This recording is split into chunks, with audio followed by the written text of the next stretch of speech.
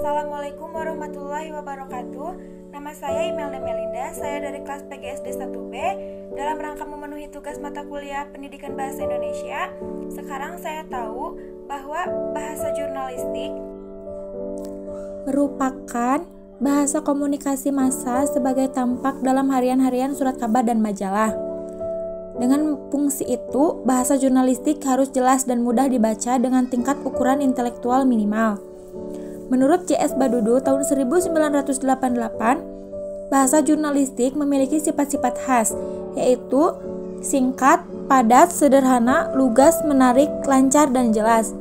Sifat-sifat itu harus dimiliki oleh bahasa pers.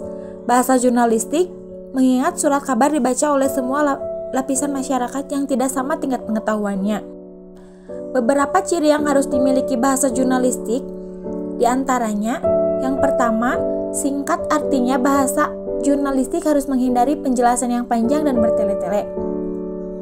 Yang kedua, padat, artinya bahasa jurnalistik yang singkat itu sudah mampu menyampaikan informasi yang lengkap, semua yang diperlukan pembaca sudah tertampung di dalamnya, menerapkan prinsip 5W1H, membuang kata mubazir, dan menerapkan ekonomi kata.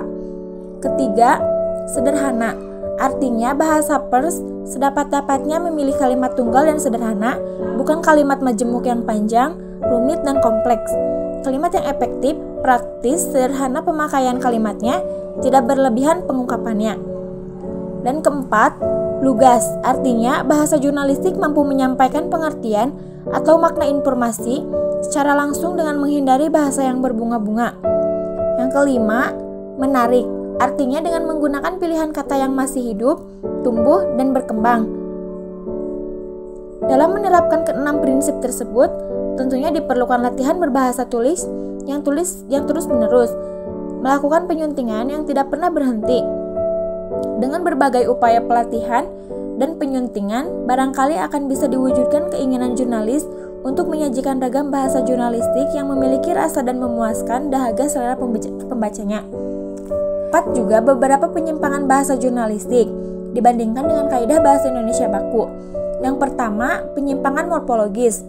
Penyimpangan ini sering terjadi dijumpai pada judul berita surat kabar yang memakai kalimat aktif, yaitu pemakaian kata kerja tidak baku dengan penghilangan afiks. Afiks pada kata kerja yang berupa prefiks atau awalan dihilangkan. Kita sering menemuinya di judul berita, misalnya seperti polisi tembak mati 5 perampok nasabah bank. Nah, seperti gitulah. Yang kedua, kesalahan sintaksis. Kesalahan berupa pemakaian tata bahasa atau struktur kalimat yang kurang benar sehingga sering mengacaukan pengertian.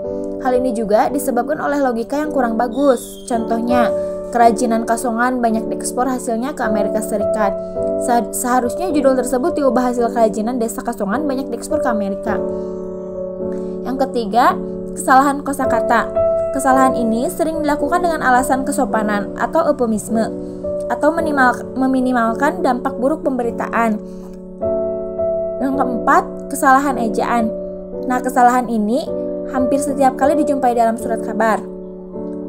Yang kelima, kesalahan pemenggalan.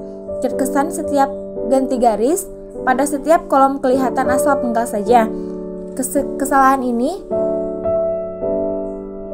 disebabkan pemenggalan bahasa Indonesia masih menggunakan program komputer berbahasa Inggris. Hal ini sudah diantisipasi dengan program pemenggalan bahasa Indonesia. Untuk menghindari beberapa kesalahan seperti yang di atas, untuk menghindari beberapa kesalahan seperti yang kelima tadi, nah, untuk menghindarinya bisa melakukan kegiatan penyuntingan, baik menyangkut pemakaian kalimat, pilihan kata, dan ejaan. Selain itu juga, pemakai bahasa jurnalistik yang baik tercermin dari kesanggupannya menulis paragraf yang baik. Nah, syarat untuk menulis paragraf yang baik tentu memerlukan persyaratan menulis kalimat yang baik pula. Paragraf yang berhasil tidak hanya lengkap pengembangannya, tetapi juga menunjukkan kesatuan dalam isinya. Paragraf menjadi rusak karena penyisipan-penyisipan yang tidak bertemali dan pemasukan kalimat topik kedua atau gagasan pokok lain ke dalamnya. Terima kasih. Mohon maaf kurang dan lebihnya. Sekian dari saya. Wassalamualaikum warahmatullahi wabarakatuh.